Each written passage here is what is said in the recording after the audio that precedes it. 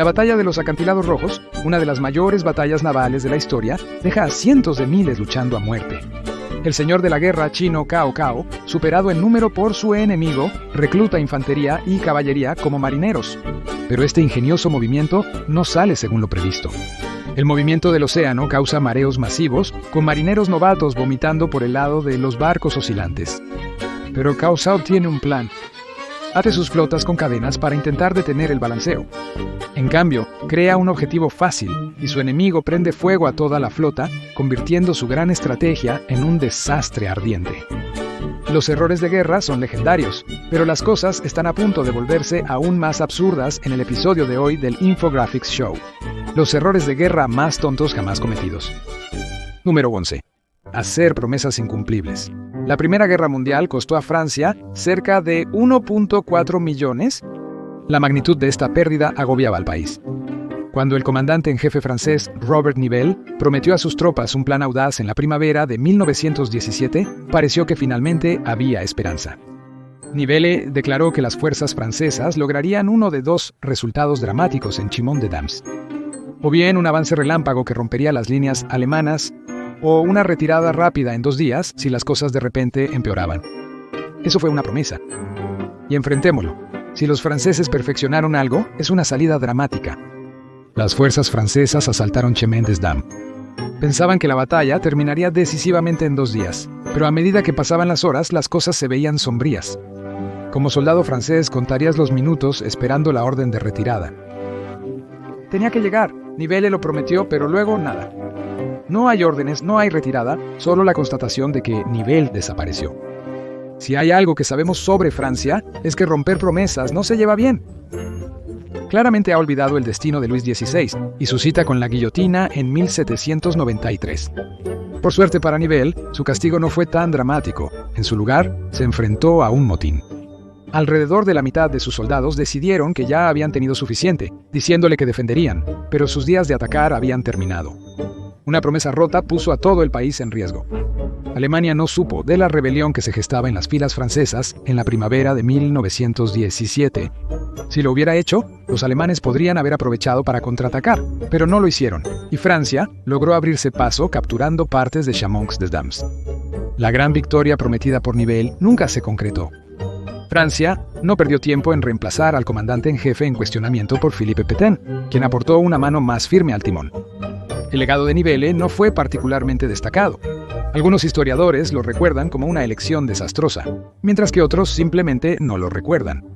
Al menos los amotinados franceses recibían pago. Eso es más de lo que podríamos decir sobre nuestro próximo grave error bélico. Número 10. Pagar a tus marineros con IOUs. Es difícil imaginar permanecer leal a un líder que solo paga con promesas, pero eso es lo que el rey Carlos II de Inglaterra esperaba de sus marinos en 1667, incluso mientras los holandeses navegaban su flota de guerra por el Támesis. Afirmar que Carlos II no era un experto en finanzas sería un gran eufemismo. En un trato secreto con Luis XIV de Francia, prometió convertirse al catolicismo a cambio de una suma considerable. El dinero empezó a fluir, pero en lugar de usarlo para financiar a los soldados que prometió para la guerra de Francia contra los holandeses, Carlos derrochó en sí mismo. Al final, ¿para qué ganar una guerra si puedes ganar en accesorios? Cuando los holandeses navegaron por el Támesis y llegaron al Medway, donde estaba anclada la flota inglesa, los marineros de Carlos no reaccionaron con diligencia. Mientras los cañonazos destrozaban los barcos británicos, muchos marineros estaban ausentes y los presentes no tenían prisa por abordar sus naves condenadas. Después de meses de ser pagados con pagarés, la moral no estaba precisamente por las nubes. Un papel que promete un pago futuro no pone comida en la mesa, y los marineros ingleses decidieron que ya habían tenido suficiente.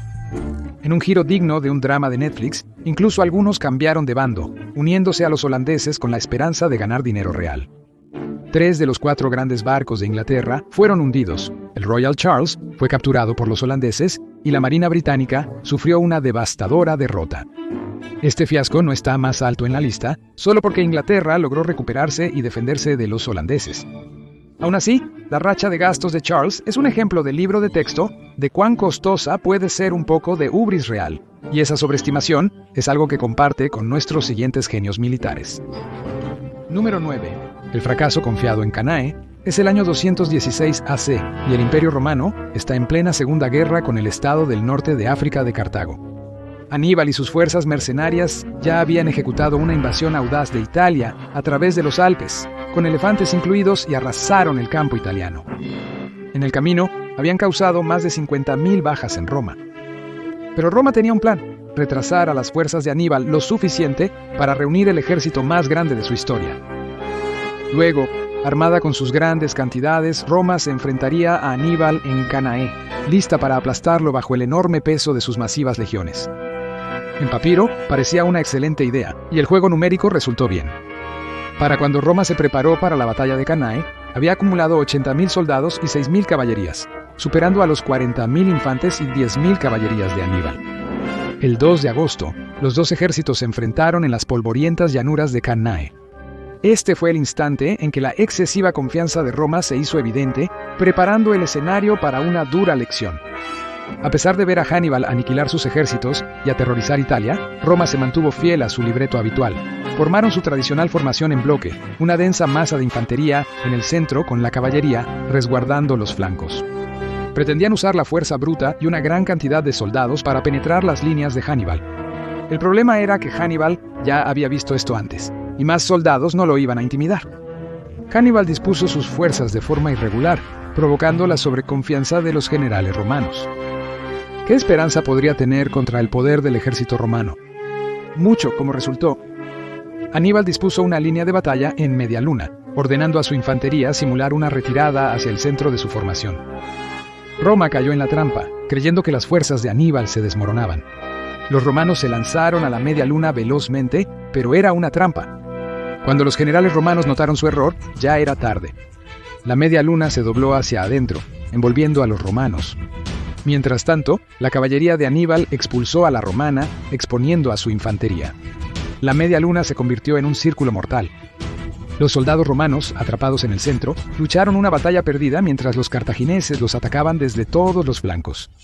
La trampa fue ejecutada tan expertamente que la infantería central de Roma estaba tan apretada que ni siquiera podían blandir sus espadas. El caos se convirtió en un devastador combate cuerpo a cuerpo, resultando en la peor derrota romana de la historia. Entre 50.000 y 70.000 de los mejores de Roma se perdieron, todo porque sus generales no podían imaginar que el ejército de Aníbal simplemente no se daría vuelta y huiría. En su defensa, no estaban del todo equivocados. Normalmente los números mayores ganan batallas, pero no en este caso. Si solo el Lord Herbert Kitchener de Gran Bretaña hubiera escuchado ese consejo durante su desastroso esfuerzo en Gallipoli. Error número 8. Una taza veloz de té y te pierdes el combate. 150.000 hombres. Esa es la cantidad que Grecia le dijo a Gran Bretaña que tomaría para abrumar la fortaleza turca en Gallipoli. No porque los turcos fueran guerreros invencibles, lejos de eso, sino porque el terreno era una pesadilla. Los abruptos acantilados, angostas playas y promontorios rocosos hacían de cualquier ataque frontal un desastre logístico inminente. Winston Churchill, como primer lord del almirantazgo, ya había aprendido lo desalentador que resultó Gallipoli. Anteriormente, había intentado navegar con una vieja flota de 18 buques de guerra británicos a través de los Dardanelos para llegar a Constantinopla, la actual Estambul. Los fuertes de la península de Gallipoli golpearon sus barcos hasta hacerlos retroceder, hundiendo 5 en el camino. Si esa advertencia no bastó, el Consejo de Grecia sobre la necesidad de 150.000 soldados debió serlo. Lord Herbert Kitchener, secretario de Estado de Gran Bretaña, consideró todo esto simplemente absurdo. Confiando en que los turcos huirían al ver a las fuerzas aliadas, dejó al general Sir Ian Hamilton la tarea de planificar un desembarco anfibio en la península de Gallipoli. Nada dice genio militar como basar toda una operación en pura ilusión. Llegar a las playas de Gallipoli no fue la parte difícil. Los soldados británicos remaron hasta la orilla en pequeños botes salvavidas sin mucho problema. Pero al pisar tierra comenzó la pesadilla. Las ametralladoras turcas abrieron fuego, abatiendo a las tropas que avanzaban. De los primeros 200 soldados que desembarcaron, solo 21 llegaron a la playa. El resto fue eliminado casi al instante. Fue otra señal de alerta que se ignoró. Los británicos, junto con sus aliados del Cuerpo de Ejército de Australia y Nueva Zelanda, continuaron avanzando hacia la costa. Alrededor de 2.000 soldados británicos desembarcaron en un lugar llamado Playa Wai, indefenso y aparentemente seguro, sin comunicación con el general Hamilton, estacionado tan lejos en alta mar en el Her Majesty's Ship Queen Elizabeth, que no podía ver la batalla y mucho menos emitir órdenes, las tropas hicieron lo mejor que pudieron. Se acurrucaron y, al estilo británico, disfrutaron de té mientras resonaban disparos a lo lejos. Sin órdenes no había mucho más que hacer. Mientras tanto, en el otro lado de la península de Gallipoli, los soldados de Cuerpo de Ejército de Australia y Nueva Zelanda luchaban por sobrevivir. Más de 10.000 soldados australianos y neozelandeses fueron asesinados o mutilados en el caos. Hamilton estaba tan desconcertado acerca del error que incluso le dijo a Lord Kitchener: «Gracias al clima y al maravilloso espíritu de nuestras tropas, todo sigue yendo bien». Fue un desastre y solo estaba empeorando. Los siguientes 8 meses fueron una brutal guerra de trincheras que finalmente forzó a las fuerzas aliadas a retirarse. 500.000 de hombres murieron en el enfrentamiento, y todo podría haberse evitado si los 2.000 soldados en la playa de Wye hubieran recibido la orden de flanquear las ametralladoras en las alturas que estaban destrozando a las tropas de Cuerpo de Ejército de Australia y Nueva Zelanda. Luego, nos enfrentamos a otro ejército que creía poder vencer por su superioridad numérica. Número 7. La batalla de Agincourt demuestra lo que pasa cuando un ejército sobreestima su ventaja numérica. Solo mira el desastroso fracaso de Roma contra Aníbal. Pero al parecer, las fuerzas francesas que luchaban contra Inglaterra en la Guerra de los 100 Años no recibieron ese memo. ¿Y por qué lo harían? Tras un milenio, el exceso de confianza seguía vigente. Superando a las fuerzas de Inglaterra en proporciones de hasta 5-1, Francia comandaba entre 20.000 y 30.000 soldados contra un ejército inglés de apenas 6.000. La batalla parecía casi ganada. Todo lo que tenían que hacer era cargar. Sus números superiores se encargarían del resto, o eso pensaban. Pero los franceses pasaron por alto un detalle crucial, el arco largo inglés, y ahí comenzaron sus errores. Subestimaron todo acerca de esta arma, su precisión, su tasa de fuego y su alcance. Los franceses creían que podrían soportar una tormenta de flechas y aún así tener suficientes para abrumar a los ingleses en la lucha. La carga podría haber tenido éxito de no ser por otros errores de cálculo franceses. El campo de batalla se había convertido en un desastre fangoso después de semanas de lluvia, atrapando a las tropas francesas mientras luchaban por avanzar. Mientras luchaban por moverse en el barro, los arqueros ingleses aprovecharon, lanzando flechas sobre los soldados y caballos atrapados. Para la caballería que logró avanzar, los ingleses tenían otra sorpresa desagradable. Estacas de madera afiladas perfectamente anguladas para detener en seco a los caballos que cargaban. Los jinetes que lograron pasar se encontraron desmontados y enfrentando el filo de la infantería inglesa. La infantería francesa se unió a la caballería en batalla, pero la situación no mejoró. Quedaron apretujados, sin poder usar bien sus armas. Cuando lograron pasar a los arqueros ingleses, estaban tan exhaustos que no tuvieron oportunidad. 6.000 soldados, incluidos muchos nobles, mientras que 400, miles de soldados franceses simplemente huyeron. Estos errores dieron ventaja a Inglaterra, permitiéndoles tomar Normandía y finalmente forzando a Francia a entrar en el humillante Tratado de Troyes. Aún así, a pesar de todos los errores que Francia cometió, al menos sus soldados no se estaban volviendo unos contra otros. Eso casi sucedió cuando Estados Unidos apuntó a su propio presidente. Número 6. 500 disparando un torpedo a Franklin. 500. Roosevelt, Adolf Hitler y sus aliados del Eje habrían dado cualquier cosa por tener la oportunidad de eliminar al presidente de Estados Unidos. Franklin 500. Roosevelt durante la Segunda Guerra Mundial, pero nunca estuvieron cerca. Resulta que no fue necesario, Estados Unidos. Casi lo hizo por ellos. La historia comienza en julio de 1943 con la puesta en servicio del barco de guerra de los Estados Unidos, William 500. Porter, apodado Willie 500, un barco nuevo de $6 millones con una tripulación igualmente inexperta.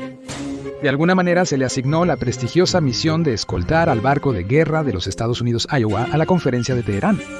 El presidente estadounidense Franklin 500 Roosevelt se encontraba a bordo del barco de guerra de los Estados Unidos Iowa, el secretario de Estado Cordell Hull y los altos comandantes militares.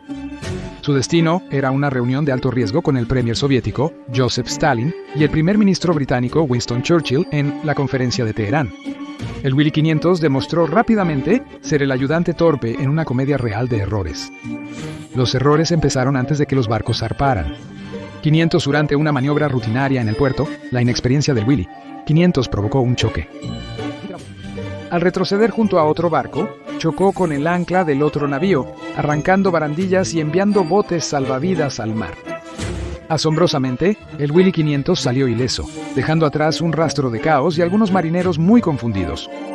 Fue una señal de lo que vendría. Cuando el Willy 500 inició su viaje a Argelia, sin saberlo, comenzó un reinado de terror, no sobre el enemigo, sino sobre su propio convoy. Durante un ejercicio de entrenamiento, cuando la tripulación inexperta logró arrojar una carga de profundidad viva por la borda, la explosión resultante sacudió todo el convoy, enviando cada barco a maniobras antisubmarinas frenéticas. No fue hasta que la tripulación del barco logró enviar un mensaje indicando que no era un ataque alemán. Simplemente se habían olvidado de asegurar la seguridad en la carga de profundidad.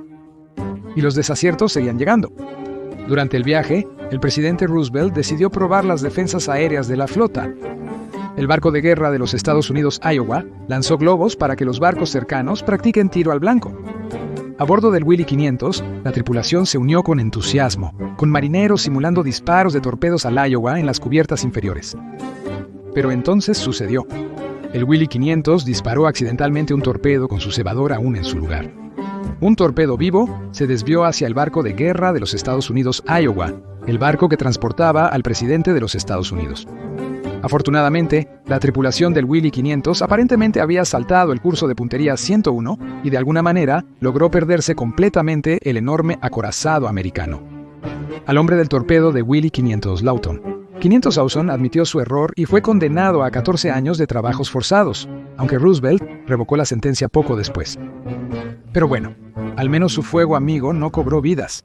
Eso es más de lo que podemos decir de nuestro siguiente error bélico. 5 fuegos amigos en la batalla de Karansheves. Si hay algo que no debes hacer con los soldados ansiosos por una pelea, es emborracharlos. Un poco de valentía holandesa podría ayudar en batalla, pero convertirlo en una pelea de bar. En 1788, durante la batalla de Karansheves, las cosas fueron mal rápidamente entre las tropas. En el segundo año de la guerra austro-turca, Austria envió a sus exploradores a través del río Danubio bajo el amparo de la noche. Su misión era sencilla: observar y tratar de localizar posiciones otomanas. En cambio, los exploradores se toparon con un grupo de Tsigan, personas romaníes de Europa del Este, que tenían una propuesta interesante. Ofrecieron vender a los exploradores algunos barriles de schnapps. Los exploradores no dudaron. Misión olvidada. Consiguieron el licor y procedieron a emborracharse completamente. Más tarde, infantes de marina austriacos encontraron a los exploradores, molestos. La infantería quería el schnapps de los exploradores, quienes se negaron, desatando una pelea. No fue por el fallo de la misión de exploración. Las cosas se intensificaron rápidamente. Alguien disparó un arma y en la confusión ebria, los soldados ebrios se volvieron unos contra otros. Como si eso no fuera suficientemente desastroso, alguien, probablemente uno de los soldados más ebrios, gritó: ¡Turcos! ¡Turcos! El pánico se desató. Los exploradores e infantes volvieron a sus campamentos, solo para descubrir que habían desatado un caos total en la oscuridad. El problema era que el ejército austriaco era un crisol de soldados de toda Europa. Alemanes, austriacos, italianos, checos, croatas y más estaban mezclados, muchos sin poder entenderse entre sí. Cuando se les ordenó detenerse, la mayoría de los soldados no entendía qué significaba. Siguieron peleando con sus propios compañeros. La situación se agravó cuando un comandante austriaco confundió la actividad en el campamento con un ataque de caballería turca. Ordenó a sus soldados que dispararan al campamento con artillería, matando a cientos en la melee. Al final, un grupo de exploradores austriacos en mal estado desató una batalla masiva que se cobró la vida de más de 10.000 hombres, y ni uno solo de ellos era turco. Cuando Austria se percató de que había pasado la noche luchando contra sí misma, sus fuerzas en Karnashevich estaban casi destruidas. Cuando los soldados turcos llegaron días después, encontraron poca resistencia. La ciudad casi cayó en sus manos. La moraleja de la historia es que el alcohol y la guerra no se mezclan. Esa es una lección que los ingleses aprendieron más de un siglo antes de la batalla en el campamento austriaco. 4. La expedición borracha de Cádiz era 1625, y los ingleses se sentían bastante bien consigo mismos. Apenas 40 años antes, habían logrado diezmar la temida Armada Española, matando a 15.000 soldados españoles y destruyendo la reputación de España como la principal potencia naval del mundo. Tal vez era hora de recuperar la gloria con una incursión en España. La ciudad portuaria de Cádiz fue elegida como objetivo, y los ingleses zarparon con una fuerza de 10.000 hombres bajo el mando de Sir Edward Cecil. Decimos fuerza Pero en realidad muchos de los que hicieron el viaje eran criminales, y aproximadamente el 10% se consideró no apto para el servicio por enfermedad o edad. A pesar de las dificultades, los soldados desembarcaron exitosamente y capturaron el fuerte de Puntal. El fuerte apenas sufrió daños menores de los 2.000 disparos de los barcos británicos. Los soldados en el campo hicieron el trabajo pesado, pero una victoria es una victoria. Al escuchar la aproximación de un ejército español, Cecil marchó apresuradamente con sus soldados por la isla de León. Una gran extensión de marismas saladas para interceptar. Al final de la agotadora marcha, su desordenado grupo de soldados quedó jadeando por un trago. Mientras las tropas montaban el campamento, Cecil descubrió un edificio cercano lleno de vino. Ansioso por saciar la sed de sus soldados y elevar su moral, abrió los barriles y dejó que sus hombres bebieran hasta saciarse. Cecil acababa de cometer un gran error. Las fuerzas inglesas terminaron bebiendo los barriles hasta agotarlos con el estómago vacío. Como hooligans del fútbol en unas vacaciones españolas de bajo presupuesto, rápidamente cayeron en el caos, amotinándose, peleando con sus superiores e incluso enfrentándose entre ellos en riñas de borrachos. Viendo el deterioro de sus fuerzas, Cecil ordenó la retirada al día siguiente. Abandonó a 100 soldados que seguían muy ebrios para caminar. Con mucho equipo, sus tropas estaban muy resacosas para regresar a los barcos. Lo diremos de nuevo, no bebas y seas soldado. Pero empeoró para Cecil. Con sus hombres en los barcos podría haber considerado otro ataque a la flota española. Eso no iba a suceder. España había posicionado sus barcos en una ensenada, bloqueando a los marineros ingleses con resaca sin posibilidad de ganar un enfrentamiento directo. Al final, Cecil no tuvo más opción que empacar y navegar de regreso a casa. Su misión fue un desastre total. Luego, la peste estalló entre sus hombres. Cecil cometió otro error al enviar a los pocos hombres sanos que le quedaban a los barcos plagados de peste a cambio de hombres enfermos. Quería conservar a la tripulación para que siguieran navegando. Por supuesto, solo propagó la enfermedad entre toda la fuerza, un final devastador para una terrible campaña. A estas alturas has visto una combinación de errores bélicos tontos de Inglaterra y en ocasiones su redención. Eso no va a parar todavía, ya que avanzamos hacia el error militar británico más famoso de todos. 3. La carga de la Brigada Ligera. La carga de la Brigada Ligera se recuerda en la historia militar británica tanto como un error catastrófico como un acto de gallardía que oscilaba al borde de la pura locura. Ciertamente estas evaluaciones son justas. Lo que lo hace aún más triste para Inglaterra es que empezó tan bien. En las etapas iniciales de la batalla de Balaclava de 1854, las tropas británicas contuvieron exitosamente a la caballería rusa. De hecho, la Brigada Pesada de Gran Bretaña había logrado forzar una retirada, allanando el camino para lo que debió ser una victoria decisiva. Pero había un problema. Lord Raglan, comandante del ejército británico, estaba preocupado por las armas pesadas que sus tropas habían abandonado en Causeway Heights del campo de batalla. Pensó que los rusos en retirada podrían apoderarse de esas armas y usarlas contra Gran Bretaña, y sinceramente tenía sentido. ¿Por qué dejar que un enemigo en retirada tome tus armas? Raglan envió al capitán Louis Edward Nolan de los Dragones Ligeros decimoquintos para entregar la orden de recuperar las armas al Lord Lucan, quien comandaba la división de caballería de Gran Bretaña. Pero había un problema. Nolan no fue exactamente claro sobre qué armas se suponía que Lucan debía apuntar. Cuando Lucan pidió una aclaración, Nolan simplemente agitó su brazo y declaró: «Allí, mi señor, está tu enemigo y tus armas». El problema era que el gesto amplio de Nolan indicó sobre el valle entre las alturas de Causeway y las alturas de Fedyukin, un área luego bautizada como el Valle de la Muerte. Cargar allí haría que la caballería de Lucan enfrentara fuego desde ambos flancos y el frente si era insensato al enviar a sus soldados. Sí, Lucan solicitó una aclaración. Por supuesto que no lo hizo. Asumiendo que Raglan ordenó a su caballería tomar los cañones rusos en el valle, Lucan transmitió esas órdenes a Lord Cardigan, comandante de la Brigada Ligera. Los británicos estaban listos para atacar el objetivo erróneo, imparables. Los 670 soldados de la Brigada Ligera se alinearon listos para la acción. Bajo el mando de Cardigan avanzaron, primero trotando, luego galopando hacia el Valle de la Muerte. Los rusos no daban crédito a sus ojos. Gran Bretaña había traído caballos y sables a un tiroteo. Increíblemente, algunos de la Brigada Ligera lograron atravesar media milla de fuego de artillería incansable y alcanzar las posiciones de las armas rusas, pero lo que les esperaba era una fuerza de artillería y caballería montadas 3 veces su tamaño. Con los sables desenfundados y listos para atacar, los supervivientes se percataron de que no podían capturar las armas, por lo que sin otra opción, cargaron nuevamente por el valle, desesperados por alcanzar la seguridad. La carga loca terminó matando a 113 soldados e hiriendo a 143 más. Gran Bretaña también perdió cientos de sus caballos en un ataque sin posibilidad de éxito. Al menos el fiasco fue inmortalizado en un poema de Alfred Tennyson, así que eso es algo.